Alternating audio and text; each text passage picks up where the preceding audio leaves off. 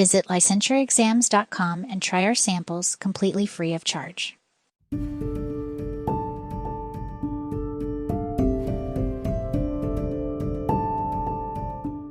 Hi there, you future therapist. Welcome to our licensure exam podcast. I'm Dr. Linton Hutchinson, and today we're going to go over the part 2 of reflections of meaning, reflections of feelings, and reflections of content in counseling. Okay, so let's go through a really short narrative that illustrates these three differences. We'll call our client Samantha. You know any Samantha that's 34 years old? I know a lovely Samantha. Okay, Yes. well, Samantha's coming into our office today for a session. Okay. All right. Well, this is all purely, hypothetical scenarios here. This is not based on any real life Samanthas. All right. So Samantha slams herself into the chair in your office and immediately launches in and says, "Are you kidding me? Those idiots passed me over again. This makes it the third time in 2 years. And you know what? Got it? The boss's precious little princess who's been here for like half the time I have. It's just so wrong. It's wrong. I've been killing myself. I've been killing myself working weekends, staying till midnight, taking on everyone else's crap that they don't want to do. Look, I literally canceled my vacation last month to save his butt on that board presentation. My vacation. And this is what I get? Yep. Well, my husband says I should just walk out, but it's perfect timing since we just signed our lives away on a mortgage. And to top it off, my mom calls me again yesterday asking if I'm coming to my nephew's birthday party. When I told her I'm working again, she goes dead silent, like I'm the worst person in the world. Seriously, like I have a choice. This whole thing just blows. Really? Now, as you're listening to Samantha, you're processing what she said on multiple levels, right, as a therapist? So let's break it down how you might respond with each type of reflection, okay?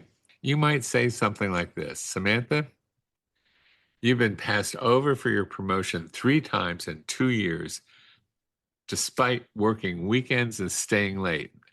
The position went to someone with a lot less seniority. You canceled your vacation for work, and now you're missing your nephew's birthday party. Your husband thinks you should quit, but you're concerned about finances with your new home. Is that right? So, what type of reflection is this, Stacy? Sounds a little bit like you're talking about who, what, where, basic stuff. So I'd say reflection of content. Okay, yeah, The right. facts. Mm-hmm. It's basically organizing and reflecting back the concrete information she's just shared to you. This at least helps Samantha know that you heard her clearly and you understand and probably sympathize with her situation. Mm-hmm. Yep, exactly. And now if you're picking up on those emotional undertones, and there are plenty of them in this scenario, Really? You might use reflection of feelings. We're going to go just a little bit deeper. So you're feeling frustrated and maybe even betrayed that your hard work isn't being recognized. There's anxiety about the financial pressure, and I'm sensing maybe some pain about the family moments that you're missing. So do you see how that's a little bit different? You're not talking about just the events themselves, just the facts, ma'am, but about her emotional experience of those events. And this can be really powerful because sometimes clients don't even realize how much emotion they're carrying until you take that time to reflect it back to them. Mm-hmm. That makes sense. And now for the reflection of meaning. And this is where it gets really to the heart of things. You might say something like this: Samantha, this situation seems to be challenging your fundamental beliefs about fairness and how hard work should be rewarded, as opposed to what actually happened. It sounds like you're caught between 2 important values. 1 is being dedicated to your profession, and 2, being present for your family relationships that really gives your life meaning. Your mom's silence on the phone, and a lot of us can relate to that, that might have hit home particularly hard because it represents something deeper about the kind of daughter and aunt that you really want to be. See how that goes beyond the facts and the feelings to get to the core values and identity of her issues? You know that's going to open her right up. So the reflection of meaning, and when you nail it, client often has a powerful moment of recognition. Hmm. So, how do you know in the moment which type of reflection to use? Let's kind of go over that process maybe a little bit deeper now. Okay. There are some practical strategies that can help you differentiate of when you use reflection. First, sequential assessment. Start by identifying the content, what happened. Hmm. Then move to the feelings. What was the emotional response? And finally, if appropriate, explore the meaning. What does that matter at a deep level? It's like peeling back layers of an onion. Every layer reveals something quite deeper. Hmm. Yep. And language cues are really helpful too. So when clients are content focused, they use more nouns and descriptive language, like the meeting was at 3 p.m. There were 6 people there. The agenda included blah, blah. When you're in touch with their feelings, you hear more adjectives and emotional descriptors like it was overwhelming, it was suffocating, it was maddening. And when they're trying to make sense of it all and work through what something means to them, so like, why is all this going on? The language starts to become a little bit more abstract. Well, really, it's about integrity, or this isn't who I am, or I need to figure out what really matters. Depth indicators are another way that you can think about it. Yeah, that's So, true. Yeah. kind of like we've been talking about, content Uh, stays at the surface level, right? It's the newspaper report of what happened. right.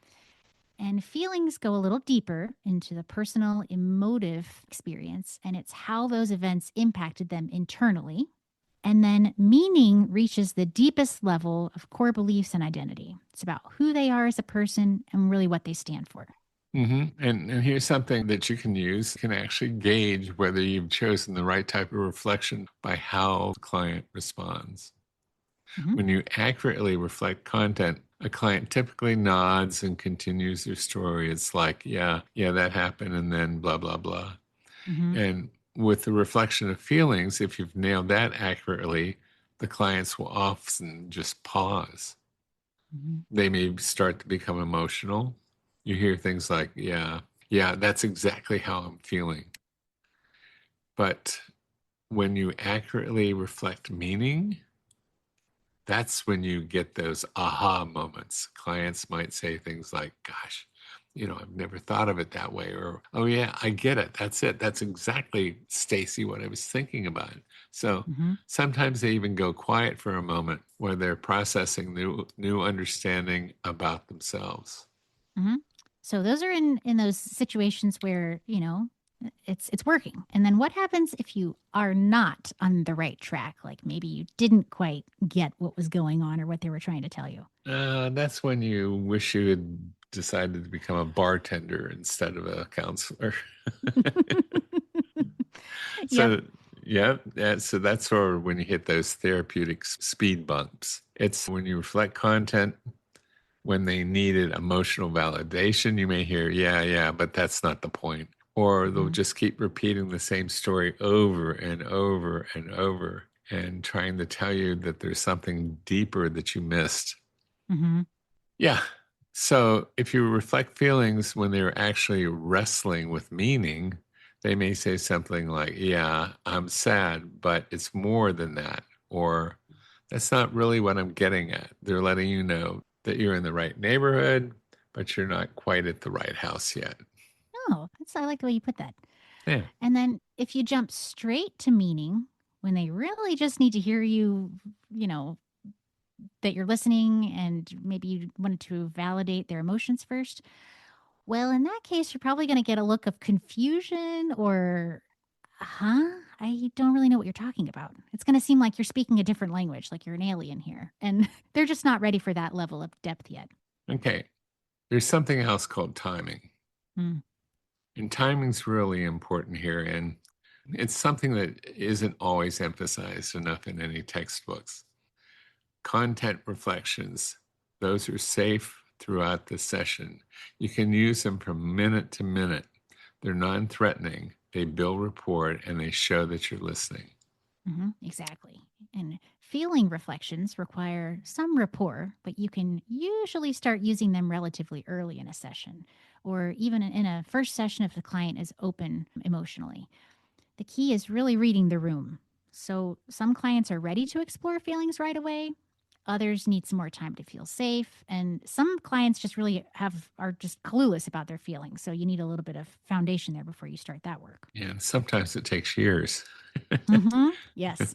Meaning reflections, though, these typically require a strong therapeutic alliance. So you have to really be where your client is. They tend to emerge more naturally in middle to later sessions, or at least after you've built significant trust. If you jump to meaning too quickly, it can feel invasive and presumptuous. It's like, imagine someone you just met trying to tell you what your core values are. It's like, I've known you for 5 seconds and you're going to tell me who I am and what I think? I don't think so. Yeah, you're definitely going to get that first line of defense shoot up. So that's probably why people get scared when you tell them you're a therapist, Linton. They think you can see directly into your soul or something. Like you're going to start analyzing their childhood trauma based on how they order their sushi from Publix. That's true. Yeah. And in fact, I know a lot of people, once you tell them you're a therapist, they will not look you in the eye. Oh, yeah. What's that all about, right? Yeah. Well, Mhm. I hate to break it to you, Stacy, but loading up on extra wasabi definitely suggests some masochistic tendencies and probably some unresolved anger issues. But I'll try to keep my chopsticks out of other people's therapy. And let's not get started on people who order decaf coffee, right, Linton? Or someone who drinks 8 to 10 cups of leaded coffee a day.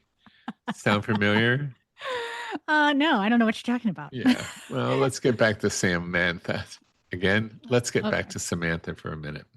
In a first session, you might stick primarily with content reflection, maybe dipping into feelings if she seems open to it. But that reflection about her fundamental beliefs about fairness and her identity as a professional versus family member, that's something you might want to hold off until session 3 or 4, or after you've built a good therapeutic foundation with her. Mm-hmm. Yeah, that's a great example. And another mistake is confusing feeling and meaning. So remember, feeling is about emotion, sad, angry, anxious, that kind of thing. And meaning is about values, identity, purpose. So your feeling conflicted is a reflection of feeling. But this conflict represents a clash between your value of loyalty and your need for self preservation. That's meaning. Here's the other thing you need to think about. Sometimes as therapists, we project our own meanings onto a client's experience. Like if you had strong feelings about work-life balance, you might be tempted to reflect meanings about that onto Samantha's situation, when maybe for her, it's just really about something else entirely. So you got to stay curious and let the client's meaning emerge, not impose your own on it. Mm-hmm. Yes, keep those biases in check. And the thing is, well, skilled therapists don't just pick one type of reflection and stick with it, Yeah, right? well, yep, that's true. As Beck would say, it's like a dance. You're Mm-hmm. fluidly moving between all three types, choosing the most therapeutic response based on what your client's need is at the moment. Mm-hmm. And sometimes you might even combine them. So this sounds a little crazy here. With Samantha, you might say something like, so you've been passed over 3 times despite your dedication, working weekends, canceling vacations. And that part of the response is content. Right. And then you continue and you say, you're frustrated and hurt. That part Feelings. addresses the feelings. Mhm. Right. And this is really challenging your sense of what hard work should mean in your life. And that's that reflection of meaning, right, Linton? Yeah, right. Well, that's quite a bit, but it's 3 items that you need to know and understand. And as we wrap it up here, I want you to remember that developing skills in these 3 types of reflection, it's not just about you passing a licensing exam, although obviously that is important. This is about becoming the kind of therapist who can meet clients where they are and help them go deeper when they're ready. So each type of reflection is valuable. Sometimes clients need to help them organize their thoughts. And that would basically be content reflection. Sometimes they need to feel their emotions. They need to be validated. And sometimes, just sometimes, they need to have help with you understanding the deeper significance of their experiences through meaningful reflection. That's right. Yep. So the ability to differentiate between these and apply them appropriately, that's really what separates good therapists from great ones. And here's the thing. You're going to get better at this with practice. I know right now this seems like, a lot of information, and how am I ever going to pull this off without sounding like a weird robot or something with clients? But every session is an opportunity to refine these skills and to notice the subtle clues that can tell you what type of reflection would be most helpful. And for your exam, remember those behavioral indicators we talked about. Remember the physical cues. Remember how timing matters. And remember that clients' responses tell you if you're on track. These aren't just some kind of abstract concepts that we're coming up with. These are the practical tools that you'll use every single day in your practice. Yes, exactly. So keep practicing, keep observing, trust yourself. You've got this. And thanks for joining us in this episode on Reflections in Therapy. And we'll catch you next week when we explore another topic. Try to remember, It's in there. in there.